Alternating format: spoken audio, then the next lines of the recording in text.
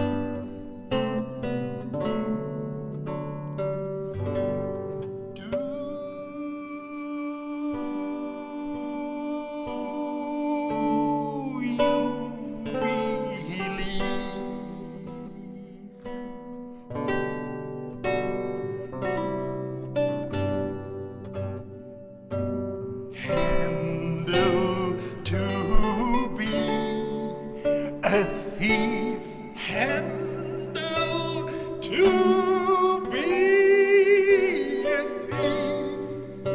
Can you believe?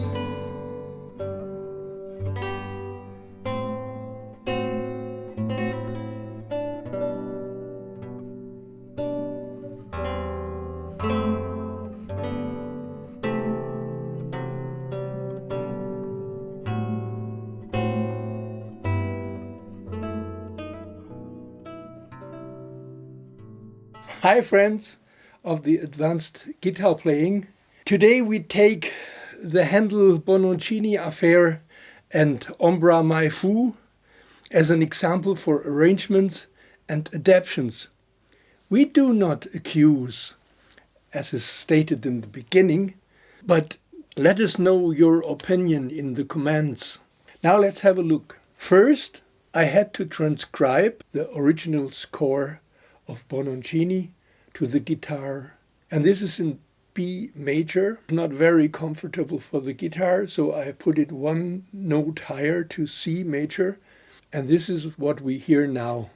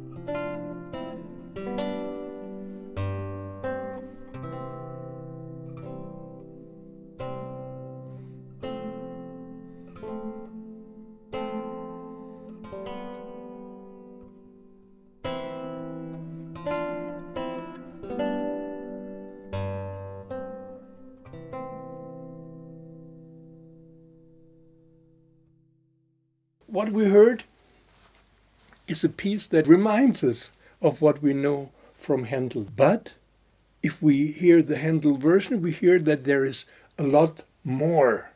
What it is, we will see later. First, I want to put some light on the arrangement of this transcription. So what is the difference?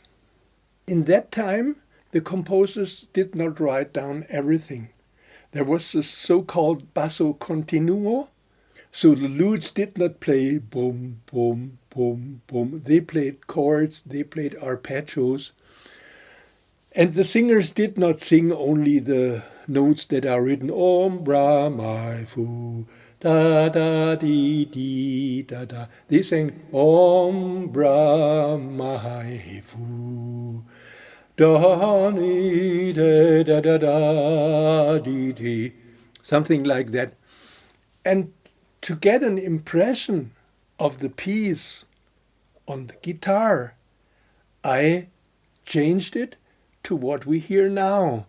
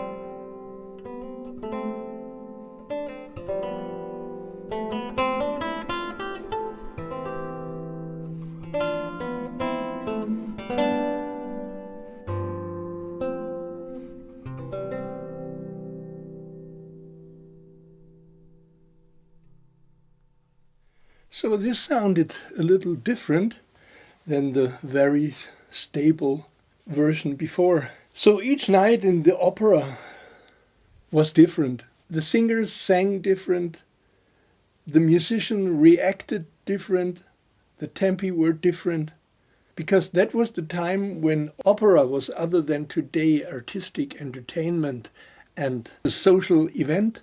They met their friends there and they talked about the music, and the music was each night a little bit different.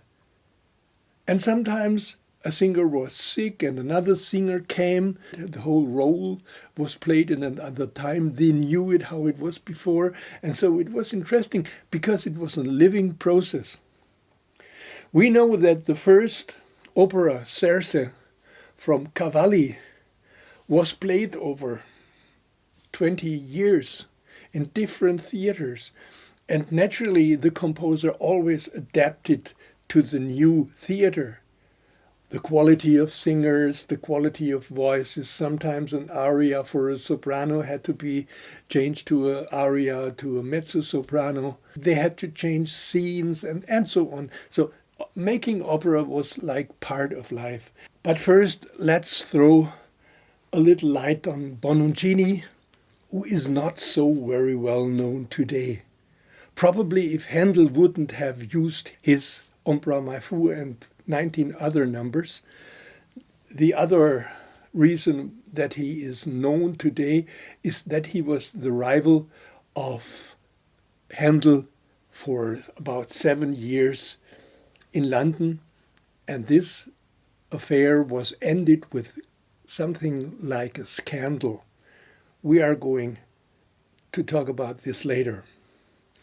Bononcini was 15 years older than Handel. He was a very good cello player, and he started with his first opera that was this Xerse. And later he made 26 further operas, and they were performed in Bologna, in Naples, in Rome, in Venice, in Vienna, in Berlin. And so he had quite a name when he came to London. He was invited by the Italian opera company, who wanted to have something else than only Handel. And so we can imagine that Handel was in his operas and he was in Handel's operas. And it was far away that Handel would do a version of Xerse. But we can imagine that while they were there and they were musicians, they met one another and they talked to one another. And maybe Bononcini left a score of Xerse. And then later, in 1636, Handel had a very hard year with his famous breakdown in April. And before, he had staged 4 new operas. He had staged 3 oratorios round Easter. And then he came out with 4 older operas. And then his breakdown came, where his arm was paralyzed and he had to take a rest. And when he came back and he could use his arm again, he wrote Messiah as a thank you to his recovering. He probably found this book of Bononcini and he looked through the whole thing and he said, this would be something nice. And he said, yeah, this is a good idea to start with the Ombra mai. He took exactly the same libretto. When he thought this is good, what Bononcini did there, he did the same thing, but he did it in his way. And now we come to see what was his way compared to Bononcini. And Bononcini just does Ombra mai. Handel does Ombra mai. He takes another phrase of Bononcini, but he doesn't go down, he goes up and he does something else and he goes on for 3 or 4 bars. And then he comes back to ya di du da da, which is not a composition, it's simply the cadenza. And so you can decide, did he steal or did he just take the same thing and made something of his own? Let us know. Write your comments in the notes below. And now there's something very ironic. 1727, when Handel became an Englishman, there was a big scandal. Bononcini came out with a madrigal in una siete ambrosa, which means in a shadowy bush. Ombra mai, a shady bush. And he came out and said, this is a madrigal of mine. And he had really stolen the piece.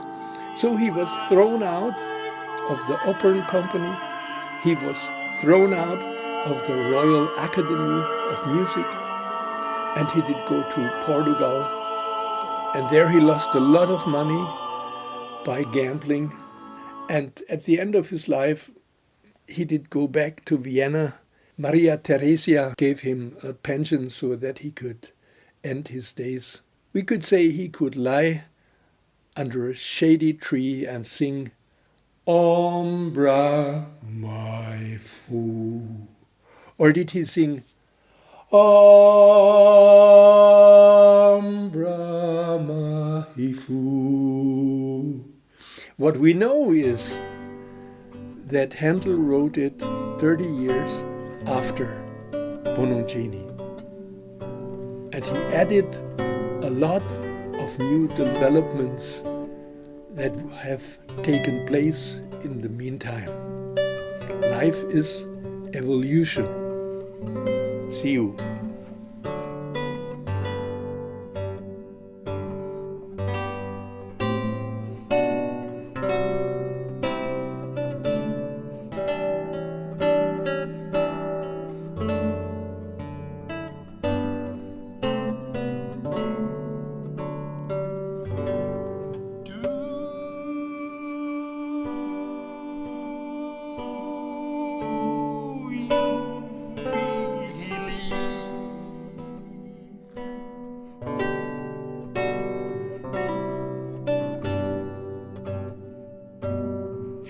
Handel to be a